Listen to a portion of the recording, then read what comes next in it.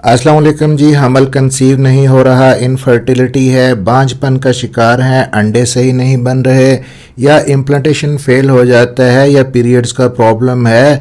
ख़वातीन पूछती हैं कि क्या खाएं जिससे उनकी फर्टिलिटी बेहतर हो जाए और हमल जल्दी कंसीव हो जाए। जी हाँ, डाइट बहुत ही इम्पोर्टेंट है, बहुत ही गहरा रिलेशन होता है डाइट का और फर्टिलिटी का। ना सिर्फ आपकी फर्टिलिटी के लिए, हमल कंसीव करने के लिए ज़रूरी है, बल्कि आम जिस्मानी सेहत को बरकरार रखने के लिए भी डाइट की इम्पोर्टेंस बहुत ज़्यादा है। लेकिन अमूमन आप ट्रीटमेंट लेते हैं अपने डॉक्टर से फर्टिलिटी का और डाइट को नज़रअंदाज कर देते हैं। एक्चुअली जो कुछ आप खा रहे होते हैं, आपकी बॉडी के अंदर जो हार्मोन्स बनते हैं उन्हीं से बनते हैं। आप अपनी डाइट को बेहतर करेंगी तो कंसीव करने के चांसेस बढ़ेंगे। मैं नहीं कहता, स्टडीज से ये चीज़ प्रूव हुई है कि आप अपनी डाइट के अंदर अगर 5 बड़ी तब्दीलियां ले आएँ तो इससे आपके हमल कंसीव करने के चांसेस 69% बढ़ जाते हैं, जो कि बहुत ज़्यादा है। मेरा नाम है डॉक्टर ताहिर, चैनल है आपके लिए डॉक्टर हेल्पिंग हेल्थ। तो इस वीडियो के अंदर बात करेंगे कि फूड आइटम्स आपने कौन कौन से यूज़ करने हैं जिनसे आपकी फर्टिलिटी बढ़े, इनफर्टिलिटी आपकी कम हो जाए और कंसीव करने के चांसेस बढ़ जाएं। फिर साथ ही स्पेसिफिक डाइट कौन सी है ऐसी ख़वातीन के लिए जिनको ओवुलेशन नहीं हो रहा, इम्प्लांटेशन नहीं हो रहा, अलग अलग डाइट कौन कौन सी है, एंडोमेट्रियोसिस है तब कौन से एहतियात परहेज़ ज़रूरी हैं खाने के अंदर। इसी तरह अगर स्पर्म के पैरामीटर्स ख़राब हैं तब क्या करना है। अब जब भी कपल्स जो इनफर्टाइल होते हैं डॉक्टर के पास जाते हैं हमल कंसीव करने का ट्रीटमेंट लेने के लिए, तो अक्सर फीमेल्स को ये कहा जाता है कि आप अपना वज़न कम करें, क्योंकि ये एक फैक्ट है कि अगर आप अपना वेट 5 से 7 किलो कम कर लेती हैं तो 10% चांसेस बढ़ जाते हैं हमल कंसीव करने के। अब जब वेट कम करने की बात होती है तो डेफिनेटली डाइट की बात होती है, डाइट प्लान की बात होती है। और ख़वातीन वेट कम करने के लिए जब डाइट प्लान सेलेक्ट करती हैं तो वो समझती हैं कि फ़ैट वाली सारी चीज़ें निकाल दो, फ़ैट आपको मोटापा करती है। लेकिन यहाँ पे आप गलती करती हैं। आपको चाहिए यहाँ पे पहचानना अनहेल्दी फ़ैट और हेल्दी फ़ैट को। आपने ये देखना है कि गुड फैट कौन सा है और बैड फैट कौन सा है। फैट बंद नहीं करना, गुड फैट को अपनी डाइट के अंदर बढ़ाना है, बैड फैट को कम से कम करना है। अगर आप टोटली स्किम्ड के ऊपर चले जाएंगे, स्किम्ड मिल्क लेंगे, स्किम्ड योगर्ट लेंगे, आपके अंदर कुछ बहुत ही इम्पोर्टेंट न्यूट्रिएंट्स की कमी हो जाएगी। और इन्हीं के अंदर एक इम्पॉर्टेंट न्यूट्रिएंट जब आप स्किम्ड दूध लेते हैं IGF-1 है, जो इम्प्लांटेशन के लिए बहुत ज़रूरी है, अर्ली एम्ब्रियो डेवलपमेंट के लिए बहुत ज़रूरी है।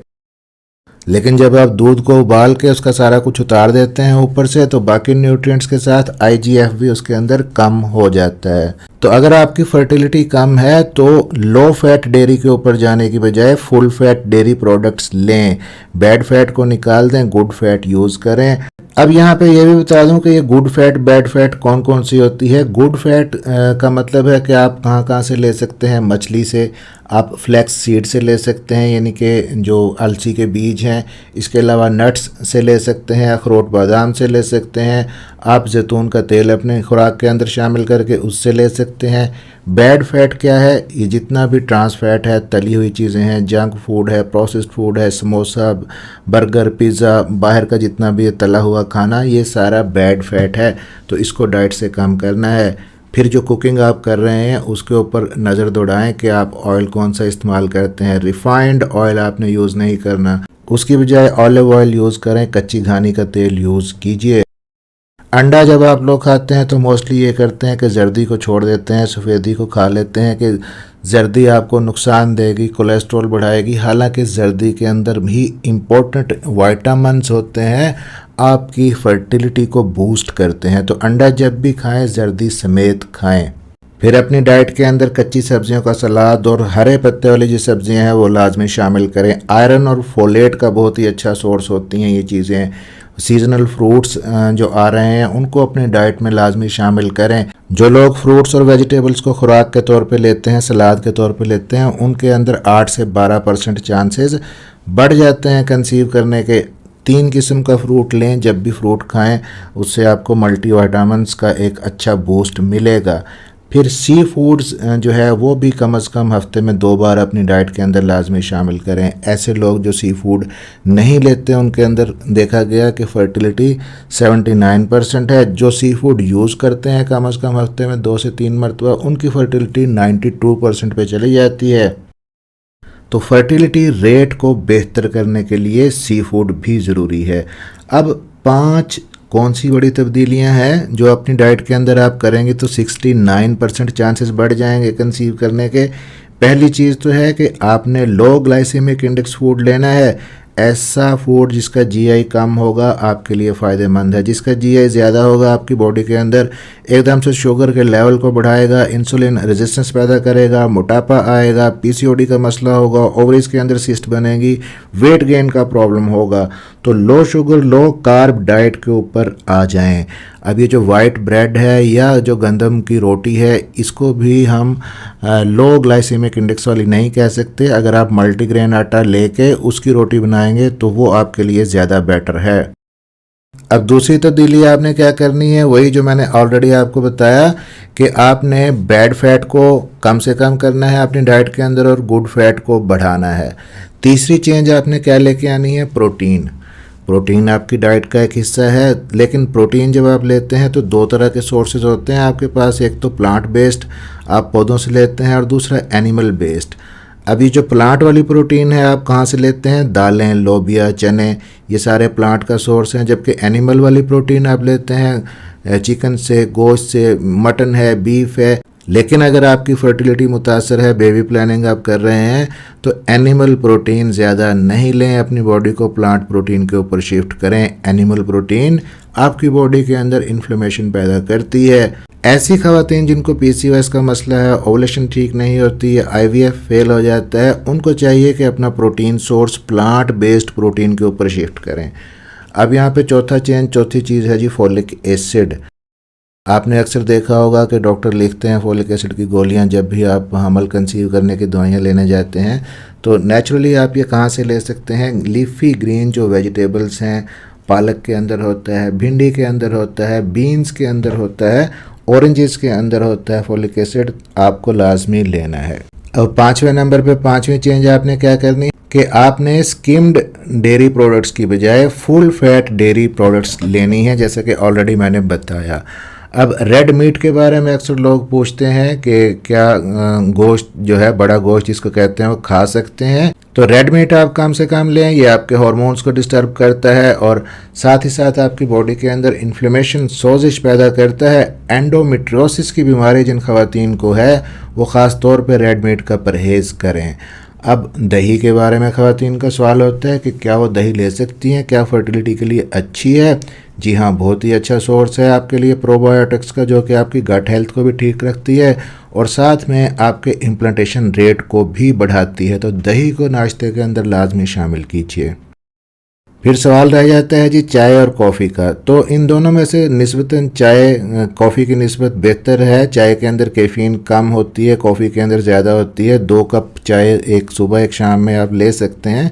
कॉफ़ी की अगर बात करें, कैफ़ीन की अगर बात करें तो 200 मिलीग्राम पर डे मैक्सिमम आप कैफ़ीन ले सकते हैं और 1 कप कॉफ़ी का जब आप लेते हैं तो उसके अंदर 75 मिलीग्राम तकरीबन कैफ़ीन आपको मिलती है। अब यहाँ पे कुछ विटामिन्स भी ज़रूरी हैं, जिनमें पहला विटामिन है विटामिन डी। आप जब भी रिप्रोडक्टिव हेल्थ की बात करते हैं तो विटामिन डी का बहुत ही वाइटल रोल है आपकी रिप्रोडक्टिव हेल्थ के अंदर। विटामिन डी ख़ास तौर पे जब आपके बच्चे की ग्रोथ हो रही होती है पेट के अंदर, उस वक्त भी ज़रूरी होता है आपके बच्चे की बोन ग्रोथ के लिए, स्केलेटन बनाने के लिए, हड्डियों की बढ़ोतरी के लिए। तो उस वक्त वो डायरेक्टली फिर माँ से लेना शुरू कर देता है विटामिन डी। यही वजह है कि 3 महीने गुजरने के बाद सेकंड ट्राइमेस्टर के अंदर जब बेबी की ये बोन डेवलपमेंट शुरू होती है, माँ को एडवाइस करते हैं डॉक्टर विटामिन डी के सप्लीमेंट्स। तो आप डाइट से कहाँ कहाँ से ले सकते हैं, दही से ले सकते हैं, दूध से ले सकते हैं, मछली से ले सकते हैं, अंडे से ले सकते हैं। 20 से 25 मिनट कम से कम सनलाइट के अंदर बैठें, एक्सपोजर अपने आप को दें सनलाइट का, उससे भी विटामिन डी आपकी बॉडी के अंदर बनता है। दूसरा विटामिन है जी यहाँ पे विटामिन ई, बहुत ही अच्छा है फर्टिलिटी के लिए। कहाँ से मिलेगा, पालक से मिलेगा, सूरजमुखी के बीज से मिलेगा, एवोकाडो से मिलेगा और बादाम से मिलेगा।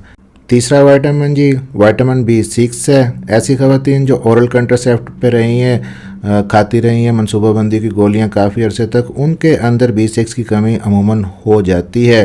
फिर उसकी वजह से डिप्रेशन भी आ जाता है, रिप्रोडक्टिव हेल्थ भी मुतासर होती है, कंसीव करने में भी मसला आता है।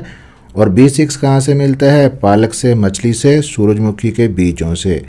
चौथा विटामिन यहाँ पे B12 है, वो भी ज़रूरी है हमल कंसीव करने के लिए और फर्टिलिटी के लिए। ख़ास तौर पे जो वेजिटेरियन हैं उनके अंदर विटामिन B12 की कमी हो जाती है। B12 आपको गोश्त से, कलेजी से, चिकन से, फ़िश से मिलेगा। अगर आप नॉन वेज लेते हैं ज़्यादा, अगर वेजिटेरियन है तो दही से, दूध से, पनीर से, अंडे से आपको ये विटामिन B12 मिल सकता है। अब अगर PCOS की बात करें या ऐसी ख़वातीन जिनकी ओवरीज में सिस्ट बने हुए हैं और ओवुलेशन उनको सही तरह से नहीं आती, तो उनके लिए 3 पॉइंट हैं डाइट के हवाले से। पहली चीज़, स्किम्ड मिल्क नहीं लें, स्किम्ड डेयरी प्रोडक्ट नहीं लें, फुल फैट डेयरी लें। दूसरी चीज़ है, कार्बोहाइड्रेट को कम से कम कर दें, लो कार्ब डाइट लें। और तीसरी चीज़ है, प्रोटीन के अंदर आप प्रोटीन प्लांट बेस्ड लें, एनिमल प्रोटीन कम से कम लें।